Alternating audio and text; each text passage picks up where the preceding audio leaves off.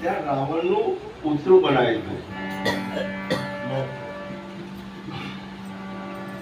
બેઠા હતા જોયું એટલે અમને તો એમ કે આ ખેતર હાથવવા માટે માણસ બનાવ્યો છે પેલાએ ચોખવટ કરી કે રાવણ બનાવે છે અમને પછી મેં કહ્યું રાવણ હોય કે બનાવવો પડે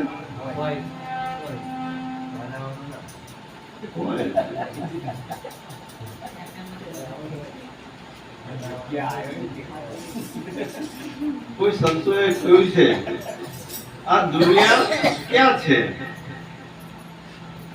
સાહેબ આ દુનિયા ક્યાં છે એક પ્રશ્ન છે તો કે જેની મતિ દુર્મતિ હોય જેના મતિમાં દુર્મતિ હોય એને દુનિયા દેખાય મતિમાં સારું ના હોય એને જ પછી રાવણ બનાવવો પડે તો હોય જ બનાવવાનો એટલે સંતોએ કહ્યું છે ભજન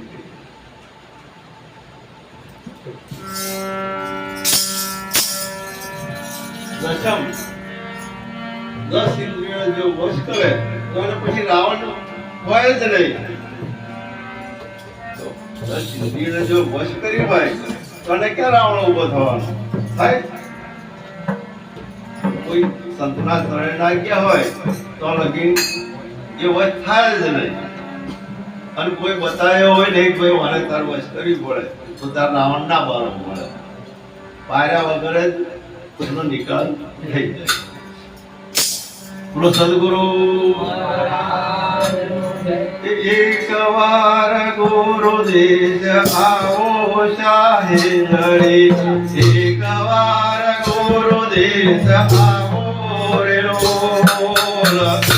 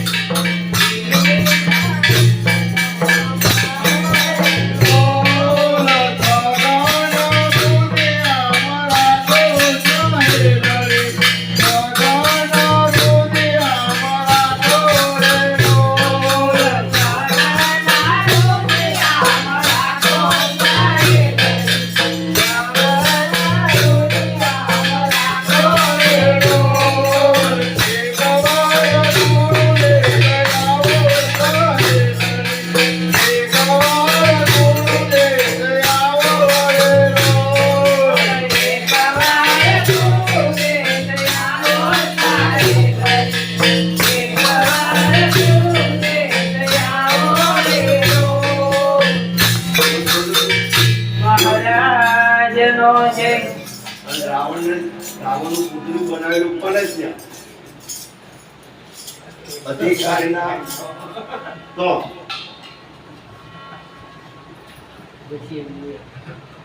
એ આપણે ક્યાં કહેવું? કોઈ કહેવાનું નથી. પણ આપણે સમજવાનું છે કે અધિકારીને ત્યાં જો આ રાવણનું પુતળું બનતું હોય તો એ ગુરુ તને ગયેલા ખરા? એટલે એક વાર જો થયો હોય એક પથ્થર જ હોય અને કોઈ કારીગરના હાથમાં આવે અને જો ભગવાનની મૂર્તિ બની હોય અને એ મૂર્તિ મંદિરમાં જાય તો બધાએ એની પૂજા તો નક્કી થાય છે ને કોઈના હાથમાં નથી આવ્યા. આચાર્યના ઘરમાં જો આ રાવણ બનતો હોય તો નક્કી છે ને આચરણમાં નથી. ભલે આચાર્ય હોય ગમે હોય પણ એના આચરણમાં ના હોય તો જ આ બની શકે. બને આચરણ ના હોય તો. એટલે બુદ્ધ લીધા પછી હું આત્મા છું એવું નક્કી નથી જ્યાં લગી આપણા જેવું આચરણ નહીં હોય. તો ભલે તમે ગમે એવા ભજન ગાતા હોય, સભામાં બધાને રાજી કરતા હોય, સત્સંગની વાત કરી બધાને ખુશ કરતા હોય, પણ જીવનમાં જો આચરણ નહીં હોય તો પેલા વાપરે છે એનું જીવન બગાડશે. પોતાનું તો બગાડ્યું જ છે પણ પેલા જે તમારા શરણે આવે છે એનું જીવન બગડે બગડે બગડે ને બગડે. સદગુરુ મહારાજ નો જય.